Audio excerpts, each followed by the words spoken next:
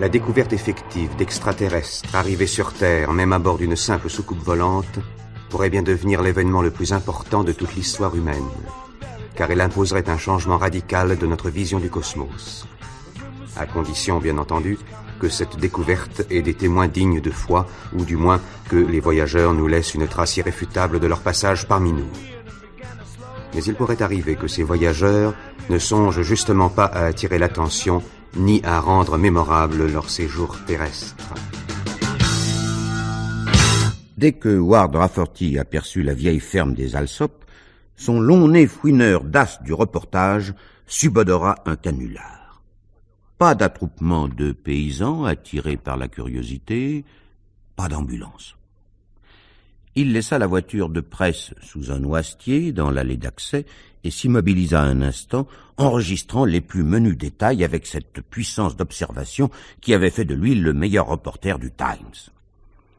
La ferme Alsop était un bâtiment de 2 étages, d'un brun délavé par les intempéries, aux fenêtres encadrées d'un filet de peinture crème. Devant s'étendait une pelouse envahie par les mauvaises herbes. Derrière, on entrevoyait la grange, le poulailler, des clôtures rapiécées de planches et de bouts de tuyaux. La barrière de l'entrée pendait sur un seul gond, mais on pouvait l'ouvrir en la soulevant. Rafferty la franchit et escalada le perron en prenant garde aux marches démolies. M. Alsop sortit pour l'accueillir. Bonjour. Comment ça va? Rafferty rejeta son chapeau en arrière, comme il avait toujours accoutumé de le faire. Je suis Rafferty, du Times. La plupart des gens à qui il s'adressait connaissaient ses articles, et il lui était doux de guigner l'expression de leur physionomie, tandis qu'il prononçait la phrase magique. Rafferty. Rafferty. Je suis reporter. On nous a téléphoné pour nous dire qu'il était tombé un avion, quelque part par ici. M. Alsop parut réfléchir, puis secoua lentement la tête. Un avion? Ma foi, non. Rafferty avait vu du premier coup que M. Alsop n'était pas un esprit très vif. Aussi lui laissa-t-il du temps, tout en l'étiquetant à part soi Yankee taciturne. M. Alsop réitéra gravement sa réponse. Non. La porte grillagée, à cause des mouches, grinça, et Mme Alsop sortit à son tour. M. Alsop étant toujours plongé dans un abîme de réflexion, Rafferty, qui la jugea un peu plus éveillée que son mari, répéta son petit discours à son intention, mais elle proféra un « non » modulé exactement sur le ton de celui de son conjoint. Rafferty se détourna, une main sur la rampe, prêt à redescendre. Évidemment, c'était une simple blague. C'est très fréquent. Un inconnu a téléphoné au journal qu'un aéroplane, suivi d'une traînée de feu, avait piqué à la verticale dans votre pré ce matin. Ah oui. Mais c'était pas un accident. Non. Et puis c'est pas un avion. Je veux dire qu'il a pas d'aile. Rafferty s'arrêta sur la première marche, un pied en l'air. Comment dites-vous? Un avion s'est posé et il n'a pas d'aile? C'est curieux, ça. Vous en êtes sûr? Oui. Oui, il est là dans la grange à cette heure. Il y a des gens qui cognent sur du fer avec un marteau. Tiens. On dirait tout de même qu'il y a quelque chose. Ah! Je vois. Un hélicoptère. Non, je crois pas que c'est un comme vous dites. Un coptère, non. Il a pas de ses tourniquets au-dessus.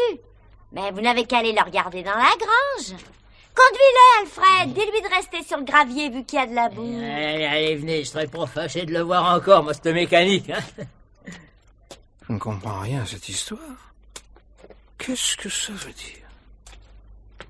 J'ai vu bien des gens bizarres. J'ai vu des toqués et des maboules. Des dingos et des imbéciles. Et pour ce qui est du simple abrutissement, au couple Alsop, le pompon. Pour une année à Poussin, c'est une année à Poussin. rien que de la bonne race. Des Ménorques. Oui, j'ai fait venir comme ça des jeunes coqs.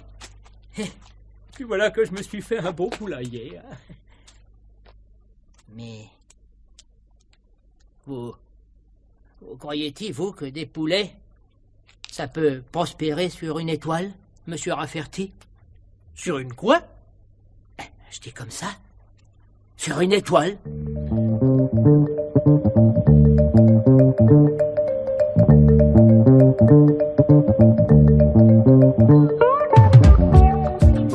Monsieur Alsop était parvenu à la porte de la grange et s'efforçait de la tirer. Rafferty la poussa de l'épaule et la porte roula sur ses galets.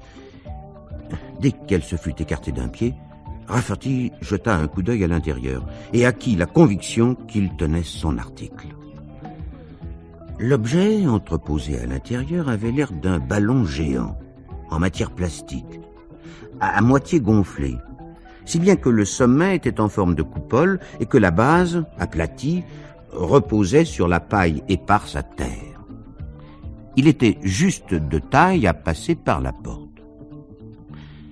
Évidemment, c'était la réalisation de l'idée qu'un farfelu pouvait se faire d'un appareil à naviguer dans les espaces interstellaires. Un titre lui traversa l'esprit, à composer en Bodonie 36. Un fermier de chez nous construit une fusée pour aller dans la Lune. Dites donc, monsieur Alsop, Oui. ce ne serait pas vous qui auriez construit ce truc-là, par hasard? Oh non, c'est pas moi qui ai fabriqué ça, non.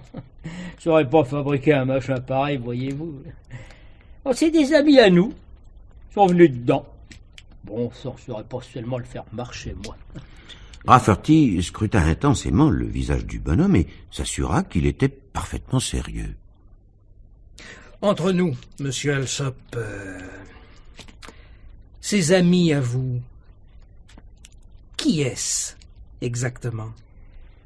Eh ben, vous allez trouver ça drôle, monsieur Rafferty.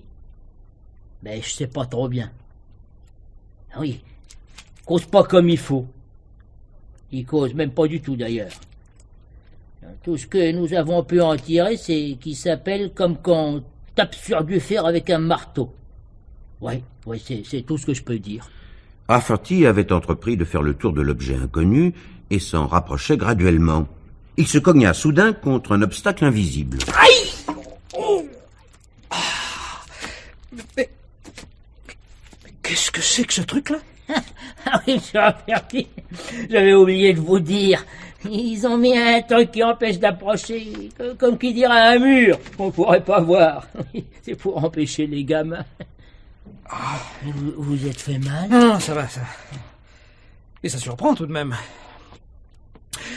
Encore une question, monsieur Alsop. Ses amis, où sont-ils en ce moment? Oui, ça? Bah, à la maison, tiens. Ah, mais vous pouvez venir les voir, hein, si vous voulez. Mais je crois que vous aurez du mal à leur causer. Des Russes, peut-être? Oh, non, ça je crois pas, non. Vous savez, ils ont pas de bonnet à poil. Bon, eh ben, allons voir ça. Allez, d'accord, alors suivez-moi, monsieur Rafferty, hein, mais faites attention à la boue, hein. Marchez bien sur le gravier. Non, vous en faites pas, je ferai attention. Mais dites-moi, monsieur Alsop, il y a longtemps que vous les connaissez, ces amis-là? Ils sont venus la première fois, ça fait comme qui dirait 6 ans. Oui, c'est ça, 6 ans, oui. Oui, tous les des œufs. Pensez comme ça qu'ils pourraient peut-être élever des poussins là-haut où ils demeurent. Mais il leur faut 3 ans, hein, pour rentrer chez eux. Alors bien sûr, les œufs, ils se sont gâtés en route. Alors qu'est-ce qu'ils ont fait ces gens? Eh ben, ils sont revenus, quoi.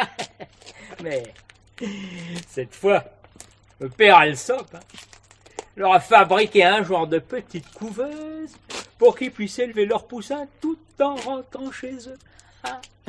Je la vois d'ici, tiens, ma petite couveuse dans le ciel, toute grouillante de petits poussins.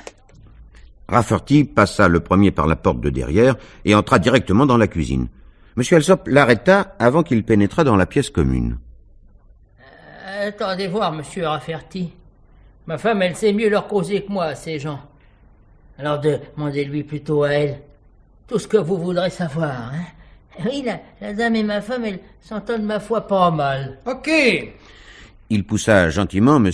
Alsop devant lui, se disant qu'il jouerait le jeu, qu'il ferait l'idiot. Madame Alsop était assise dans son fauteuil, près d'un poêle portatif. Rafferty vit les deux visiteurs assis côte à côte sur le canapé. Il les vit agiter délicatement leurs longues antennes flexibles. Il vit leurs visages bleu lavande, aussi peu expressifs que des objets de verre.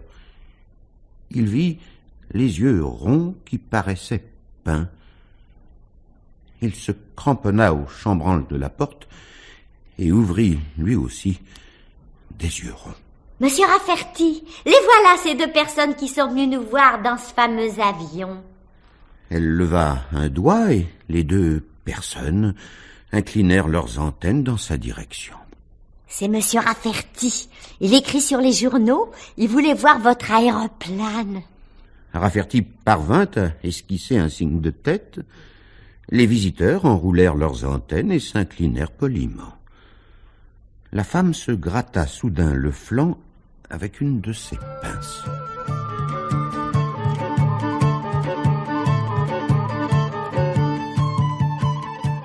Tu n'es pas idiot, Rafferty. Tu n'es pas idiot, on ne te la fait pas. Quelqu'un est en train de lancer un coup de publicité. Un coup astucieux. Un coup formidable. Quelqu'un t'a fait venir pour se payer ta tête. Ou bien alors tu es fou. Ou tu es ivre. Ou tu rêves.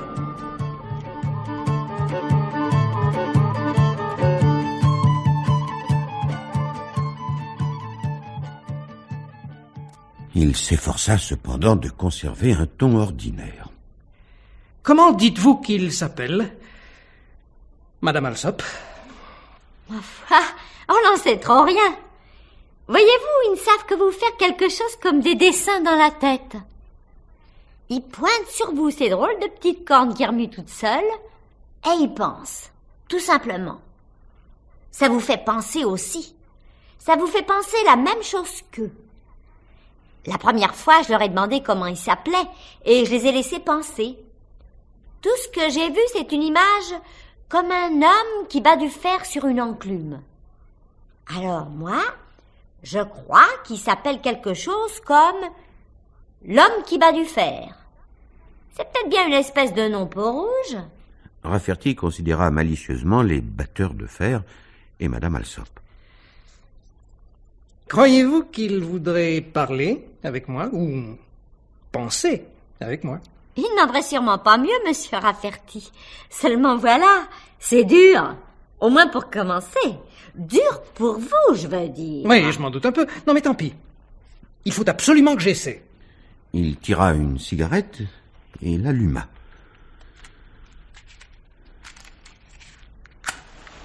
L'allumette enflammée demeura entre ses doigts jusqu'à ce qu'elle les brûle. Jetez-la donc dans le seau à charbon. Rafferty, docile, jeta l'allumette dans le seau à charbon. Demandez à ces machins, à ces gens, enfin... D'où viennent-ils? C'est pas une question commode, ça, monsieur Rafferty. Je leur ai déjà demandé. Ça n'a pas fait grand-chose comme dessin dans ma tête.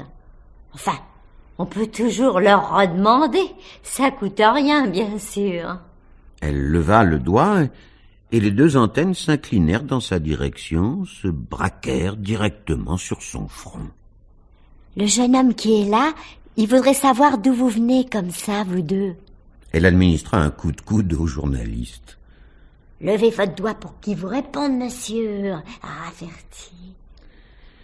Rafferty se sentit l'air d'un parfait imbécile, mais leva le doigt. La femme, dont le mari battait le fer, courba son antenne jusqu'à ce qu'elle le visât entre les deux yeux. D'un geste involontaire, il s'arc-bouta contre le montant de la porte. Soudain, il éprouva l'impression que son cerveau était devenu du caoutchouc, et qu'on le tordait, qu'on le malaxait, qu'on le martelait, jusqu'à lui faire perdre sa forme, puis qu'on en refaisait autre chose de tout à fait neuf. Terrorisé, il se sentit devenir aveugle. Il volait à travers l'espace, à travers un immense vide blanc. Des astres, des météores filaient à toute vitesse. Puis, une étoile géante, au scintillement éblouissant, s'imposa un moment à son esprit. Puis, s'éclipsa. Le cerveau de Rafferty fut libéré. Mais il s'aperçut qu'il tremblait, cramponné au chambranle. Sa cigarette allumée se consumait toute seule sur le plancher. Monsieur Alsop se baissa pour la ramasser. Tenez, monsieur Rafferty, votre cigarette. Alors, ils vous ont répondu? Rafferty était devenu très pâle. Monsieur Alsop. Madame Alsop. Mais c'est vrai. Ces créatures viennent réellement de là-bas. De l'infini. Ça, bien sûr, ils viennent de loin. Non, mais comprenez-vous ce que cela veut dire? Comprenez-vous que c'est le fait le plus sensationnel qui se soit produit dans l'histoire de l'univers? Savez-vous, mais c'est l'affaire la plus formidable. Et c'est à moi Rafferty qu'elle arrive. Le téléphone, où est votre téléphone? Le téléphone, on n'a pas le téléphone, nous. Par exemple, il y en a un au poste d'essence, hein. Mais nos amis vont s'en aller d'ici un moment. Restez donc, monsieur Rafferty, vous les verrez partir. Oui, les œufs, la couveuse, le grain, tout ça est déjà embarqué dans leur mécanique. Non, ils ne peuvent pas s'en aller. Écoutez-moi, il faut que je téléphone, vous comprenez? Il me faut absolument un photographe. Pensez donc, monsieur Rafferty, nous avons bien essayé de les garder à dîner, mais il faut qu'ils s'en aillent à une certaine heure. Comme qui dirait, il faut qu'ils profitent de la marée. Oui, c'est la lune, vous comprenez? C'est rapport à ce qu'il faut que la lune se trouve au bon endroit. Les visiteurs de l'infini demeuraient discrètement assis, leurs pinces croisées sur ce qui leur servait de genoux, leurs antennes joliment roulées pour bien montrer qu'ils ne se permettaient pas de lire dans la pensée des gens.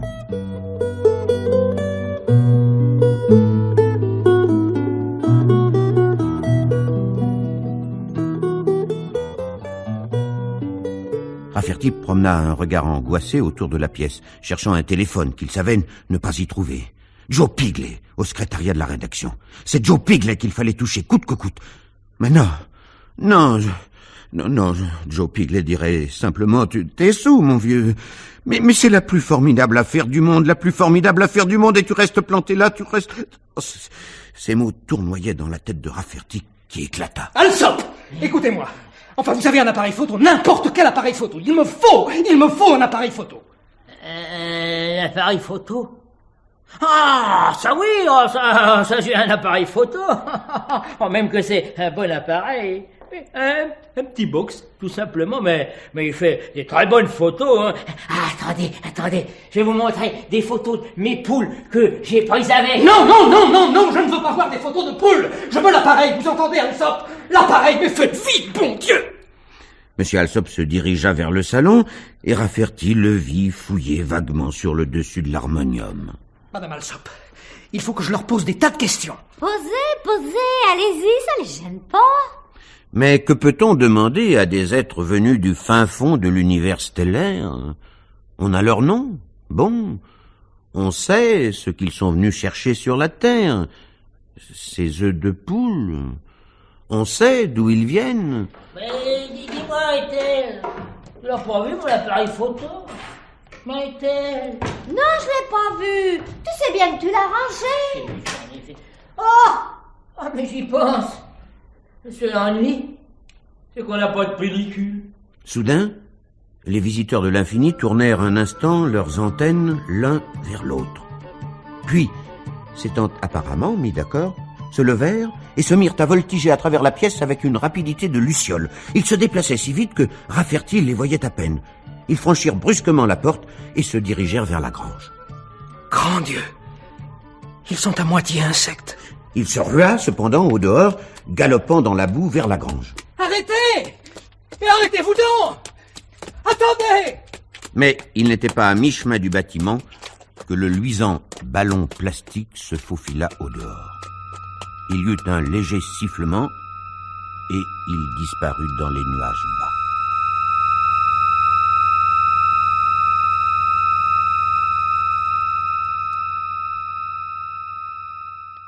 Rien ne s'offrait plus à l'avide curiosité de Rafferty qu'un cercle roussi par terre et une faible vapeur qui s'élevait de la boue. Il s'y laissa tomber, assis, avec au niveau de l'épigastre une douloureuse sensation de creux, de vide. Et dans son esprit, l'idée que la plus sensationnelle affaire du monde venait de s'évanouir dans les airs.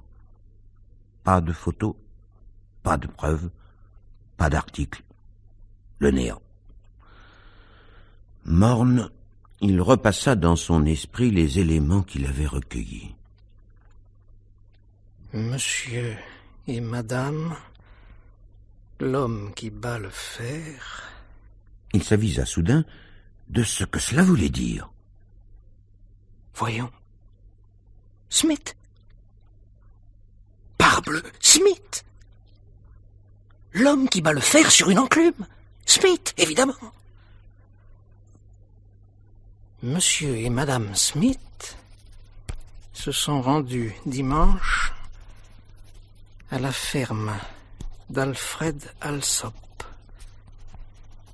Ils ont regagné leur domicile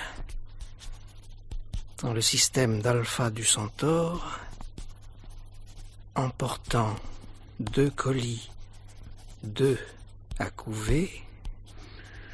Il se releva lentement et secoua la tête.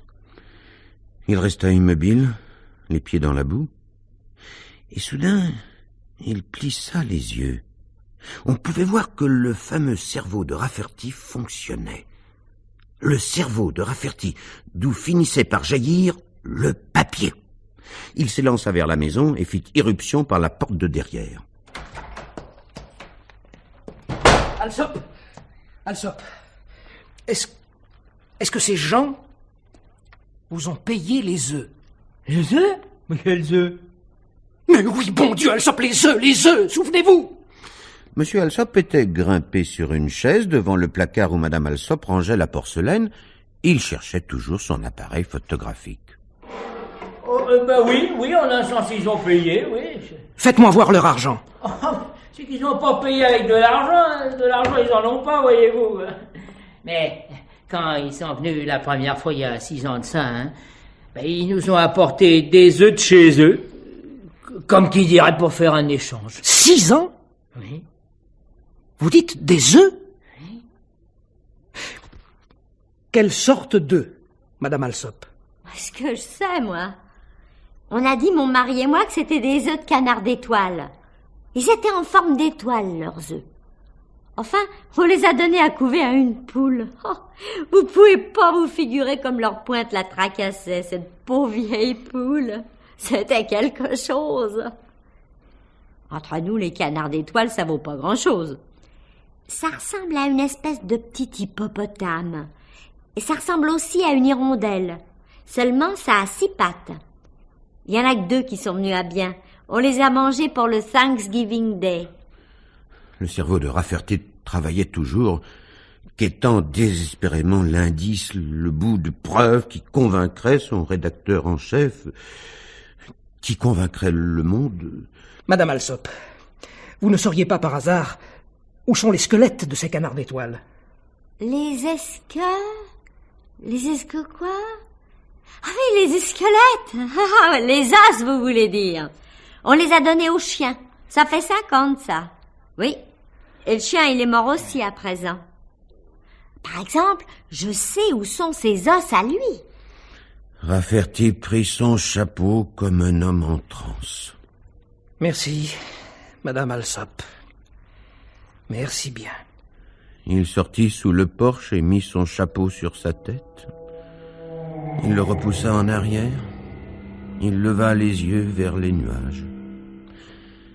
Il fixa les yeux sur les nuages jusqu'à se sentir étourdi, comme s'ils s'enfonçaient en vrille dans leur masse inconsistante. M. Alsop rouvrit la porte et s'avança. De sa manche, il essuyait la poussière sur un petit objet carré. Ça y est, monsieur Rafferty, je l'ai retrouvé, l'appareil photo.